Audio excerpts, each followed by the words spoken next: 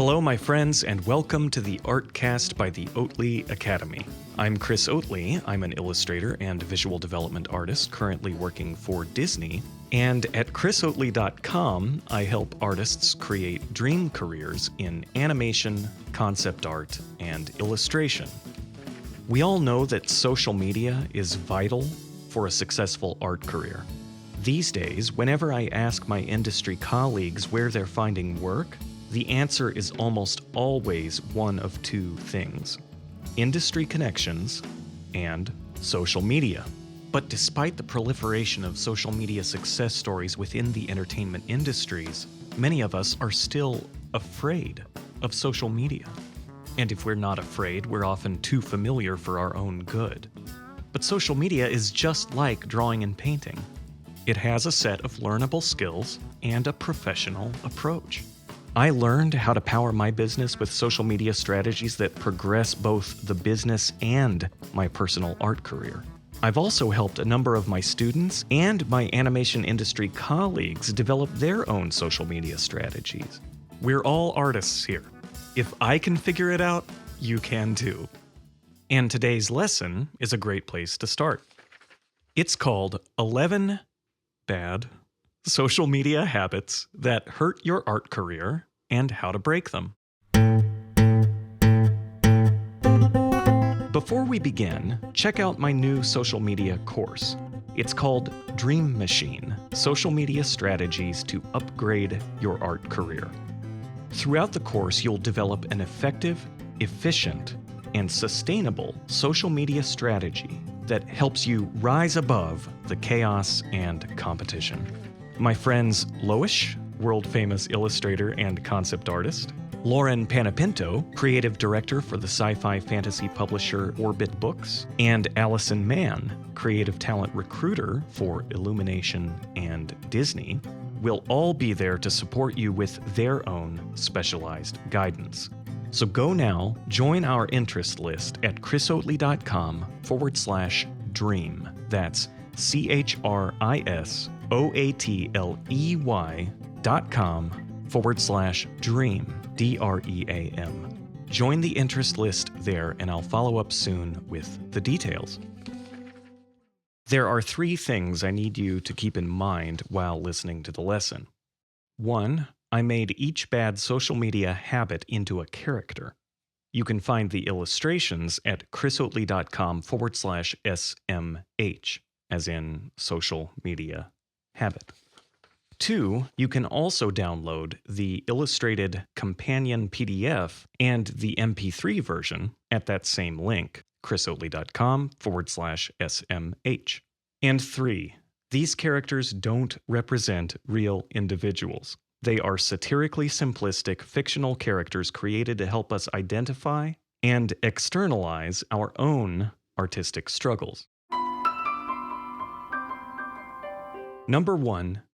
The RANDO. The RANDO has no clear career goal. And without clear career goals, one has no idea what to post. Like a desert island castaway tossing bottled messages into the ocean, the RANDO posts anything and everything, hoping a stranger will, someday, send rescue. The RANDO's bio might be confusing: coffee addict, cat lover, parent to 3 crazy kids, cartoonist, and occasional photographer. Or non-committal: I draw stuff. So the RANDO shouldn't be surprised when they get ignored in favor of artists with clearer posts and profiles. How to break the RANDO habit. Social media is full of randomness, and clarity is extremely scarce. What studio or client is out there looking to acquire more randomness?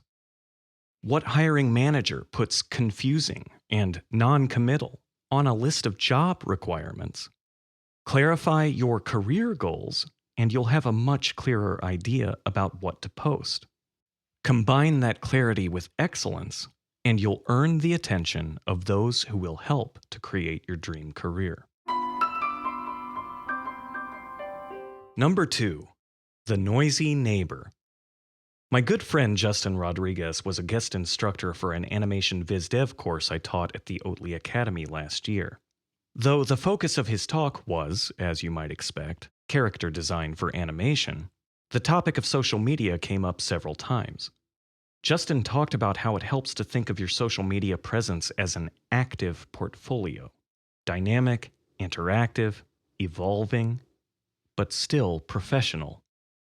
Scroll the noisy neighbors feed, and you'll find it pulverized by irrelevant and often incendiary posts. Maybe they can't resist a political rant. Or maybe they prefer the internet hive mind to a qualified psychologist. Or maybe they think yet another photo of their sticky-faced kid will hook a successful publisher or producer. Specifics aside, the TMI approach to social media is unprofessional. How to break the noisy neighbor habit. If you wouldn't feel comfortable presenting it to the entire crew at your dream studio or ideal publishing house, don't post it on social media. If you absolutely have to use social media for personal purposes, create a separate account for friends and family only. Number 3. The Alice. While researching a lesson on productivity, I asked my Instagram followers to share their main productivity killers. Social media was, of course, one of the most common responses. Through conversations with many of the artists who responded, the following pattern became apparent. Step 1. The artist opens a social media app. We'll use Instagram in this example. They don't really know why they're opening the app, but they know that's a thing professional artists do. Step 2, they check for new DMs and comments, hoping to find a life-changing inquiry from their dream studio or publisher. But there's just a cat video. They type a quick reply, "So cute, heart eyes emoji, thanks mom." Now what? Step 3, they do what most Instagram users do. They begin to consume. And step 4, like Alice falling down the surreal space-time warping rabbit hole, these artists get sucked into the infinite network of hashtags and that irresistible endless scroll function. 10 minutes disappears, 15, 40. It's understandable why the Alice might resent social media, because of how consumption replaces creation. The more they consume, the less creative they feel. The less creative they feel, the harder it is to create. The harder it is to create, the easier it is to consume. How to break the Alice habit. Social media in the hands of a creator is a tool that empowers and accelerates and connects. In the hands of someone who's too complacent or afraid to create, it's endless distraction. Accept your own specialness as a creator. Commit to a specific career goal and develop a relevant project. More on that later. Do not open a social media app unless you are promoting your own work, supporting the work of your peers, or connecting with industry pros. If you begin to sense that mental shift from proactive to passive, from creator to consumer, exit the app. Remember the words of the Cheshire Cat. If you don't know where you're going, any road will take you there. Number 4, the burnout. I see artists telling each other all the time that the key to success on social media is simply post every day. That's it. No context, no conversation. Post what? Where? Why? And for whom? The burnout prioritizes quantity over quality. Maybe the demand for daily posts is just too much, or they're trying to perform on too many different platforms, or maybe it's both.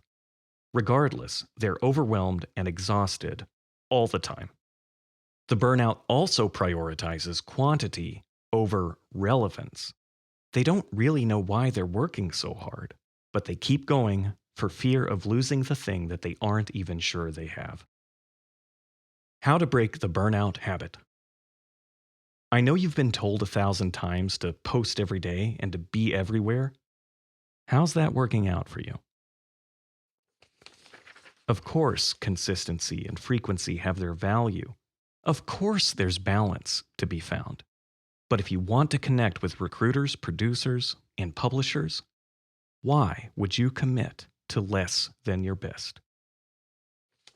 How would things change if you gave more weight to the wisdom that was formed long before social media? Wisdom like quality over quantity, and wisdom like look before you leap, don't burn the candle at both ends, and for everything there is a season, and leave them wanting more. There's a big difference between tips and wisdom. Number 5, the wanderer.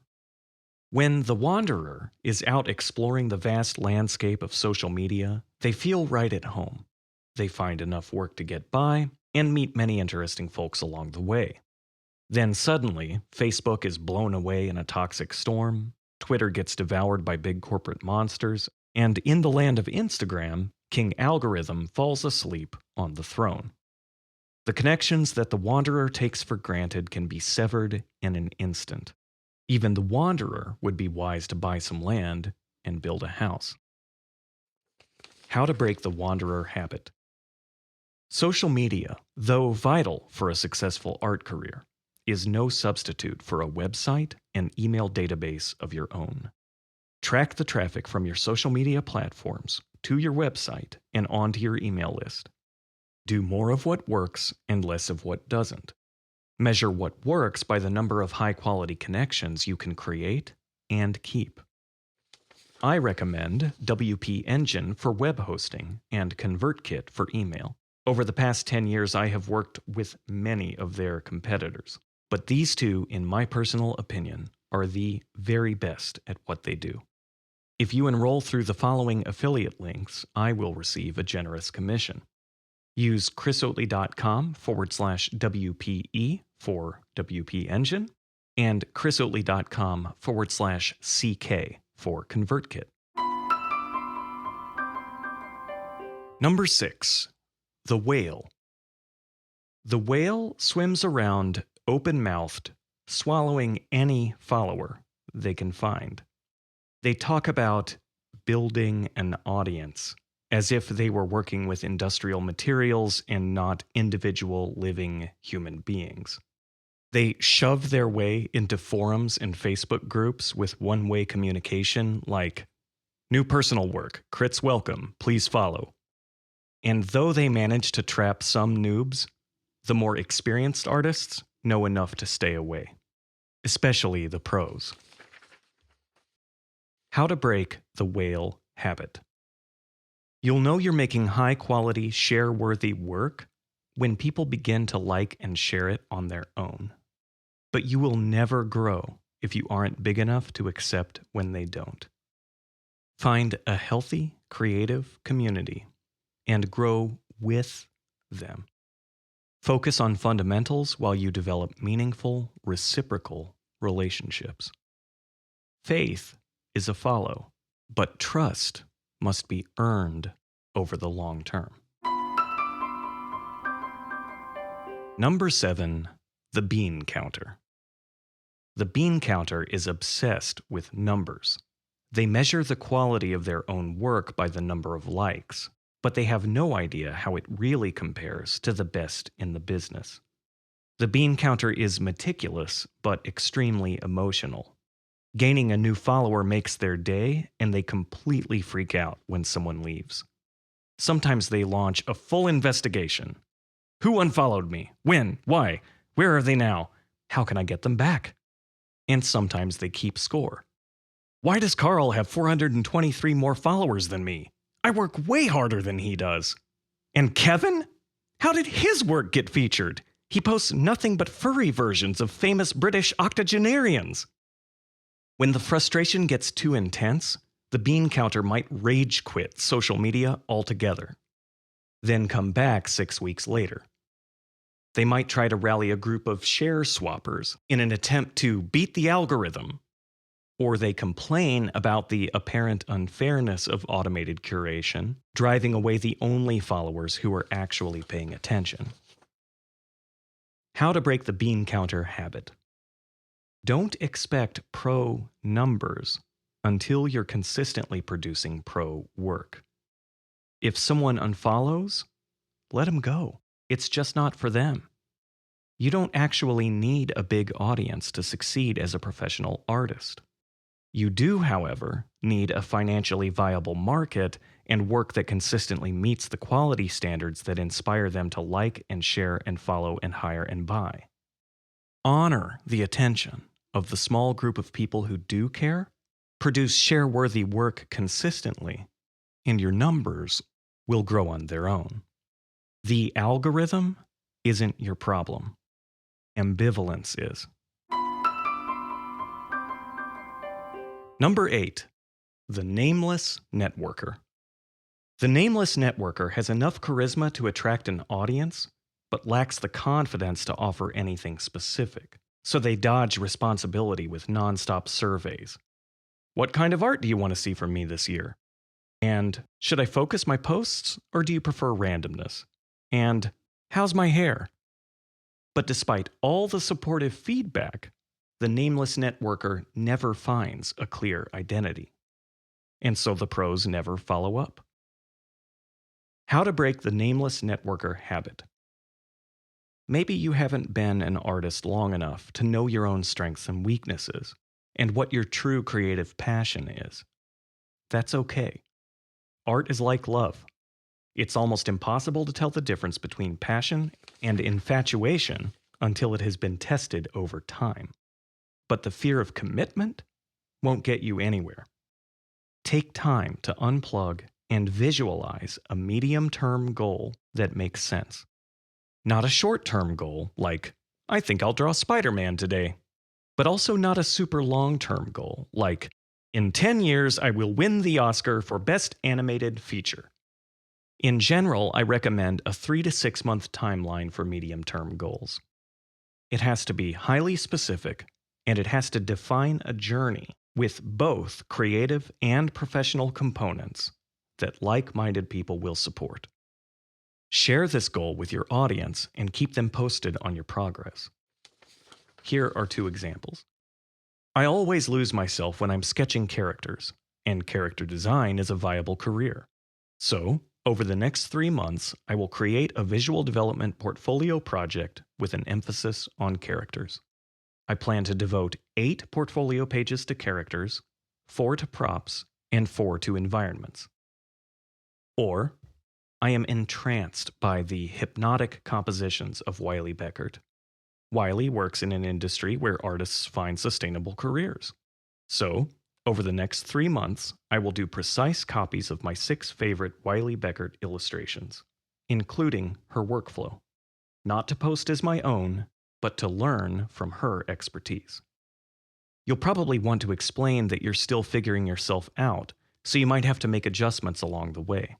And though I recommend giving the goal the benefit of any doubts that arise, feel free to change your mind entirely. It's great to engage your audience in creative ways, but it's not their job to design your career. Number 9. The potty mouth. The potty mouth doesn't have a profanity problem. They have a positivity problem.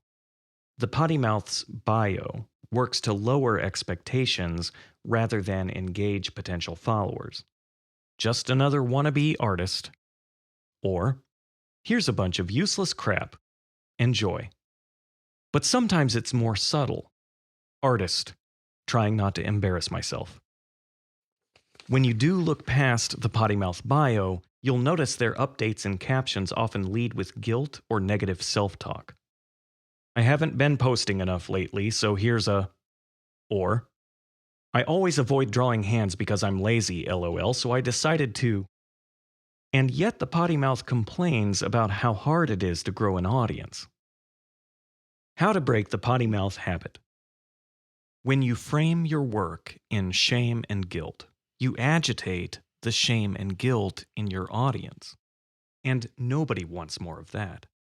But when you frame your work in passion and positivity and professionalism, your career will almost certainly progress. Though the topic of mental health goes beyond the scope of this lesson, I feel it's necessary to make a quick aside. If you discover that negative self-talk is more than just a bad habit, I highly recommend seeking the help of a mental health professional. To fight RSI, we visit the wrist doctor, right? Unbreakable negative self-talk might call for a visit to the thought doctor. Number 10. The Hermit. The hermit prefers to lurk and like and follow and subscribe in silent support of everyone else. But they hide from their own excellence because they're afraid of falling into that dark chasm between risk and reward. How to break the hermit habit. The loyal support of your fellow creatives is much needed, and in most cases deeply appreciated. But there is no growth without risk. That's not a dark chasm in front of you. It's a blank canvas. Number 11. The Messy Roommate. The art school where I got my undergraduate degree was infamous for inundating its students with homework. I lived in a shoddy condo with way too many roommates. Every room, yes, even the bathroom, became an ad hoc workspace. Stacks of animated flour sacks, the dust of foam dinosaurs, sticky easels, overturned paint cups, open cans of turpentine, it's a wonder we're all still alive, charcoal powder, pizza boxes, half-empty soda cans, and socks. Why were there so many socks? Culminated in an epic mess with a predictable but appropriate name. Artpocalypse! On social media, the messy roommate seems to think their individual posts are as permanent as a published book, never to be discarded nor recycled. The remnants of every creative experiment and trend create a mess of what could, with some focused decluttering, become a professional presentation. Recruiters, producers, and publishers lack the time and energy to navigate the chaos, so they scroll away quickly, completely missing all the good stuff. How to break the messy roommate habit. Angry as you might still be at George Lucas for the Star Wars special editions and all their superfluous CGI, they hold a valuable lesson for us all. If some of the most indelible films in the history of cinema can be reworked 20 years later, the posts on your social media feed are definitely not permanent. If you don't declutter and curate your own work, somebody else will declutter and curate it for you by unfollowing. Do these 3 things today. Step 1. Consider your ultimate career goal. Step 2. Try to think like the pros who could help you achieve that goal. And 3. Imagining you're them, scroll your own feeds, curate, and declutter. Repeat this every few months or every time you apply for a new gig. If you struggle with any of the bad social media habits in this lesson and want help developing a sustainable, efficient, and effective social media strategy that supports your specific career goals and helps you rise above the chaos and competition, then please consider joining my new course, Dream Machine: Social Media Strategies to Upgrade Your Art Career. Enrollment is scheduled to open soon, so go now and join the interest list at chrisoatley.com/dream. Again, that's chrisoatley.com/dream, DREAM. And in the coming weeks, I'll follow up via email with the details. Remember, you can download the free illustrated companion PDF for this lesson at chrisoatley.com/SMH, as in social media habits, and get the MP3 version while you're there. One more time, the link is chrisoatley.com/SMH. Until next time, my friends, remember, you are creators, not consumers. Design your lives accordingly.